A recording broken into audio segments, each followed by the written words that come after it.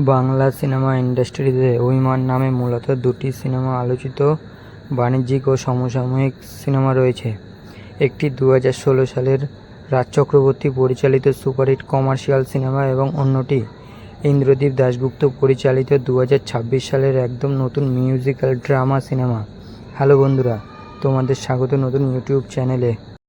তবে অভিমান 2026-এর মুক্তিপ্রাপ্ত পাওয়া সেই সিনেমার রিভিউ নিয়ে যদি বলি, 2026 সালের জুনে মুক্তি পাওয়া অভিমান সিনেমাটি টলিউডের অন্যতম বহু চর্চিত প্রজেক্ট।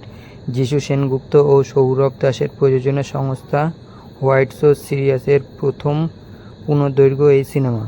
ছবিটির মূল বিবরণ, পরিচালক ইন্দ্রদীপ দাশগুপ্ত, প্রধান কলায় কুশলী রয়েছে প্রসেনজিৎ চট্টোপাধ্যায়, যিশু সেনগুপ্ত ও শুভশ্রী গাঙ্গুলি।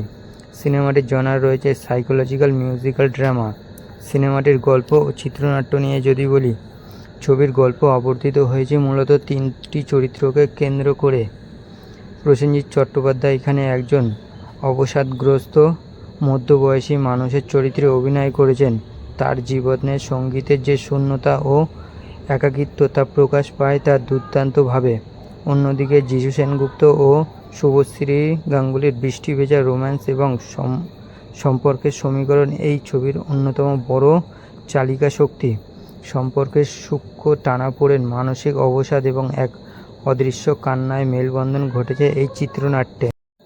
সিনেমাটির যদি ইতিবাচক দিক নিয়ে কথা বলি, অভিনয়ের ম্যাজিকে ইন্ডাস্ট্রির প্রধান প্রসেনজিতের পরিপক্ক অভিনয় এবং শুভশ্রীর স্ক্রিন প্রেজেন্ট দর্শকদের মুগ্ধ করবে।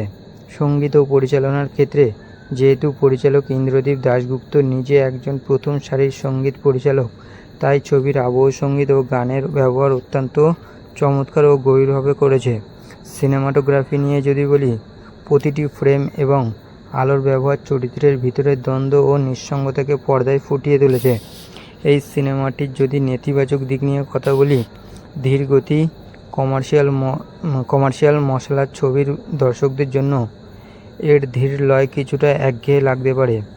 গল্পের জটিলতা, মনস্তাত্ত্বিক জটিলতা বেশি থাকায় সাধারণ দর্শকের সাধারণ বিনোদনের চাহিদা পুরোপুরি পূরণ নাও হতে পারে।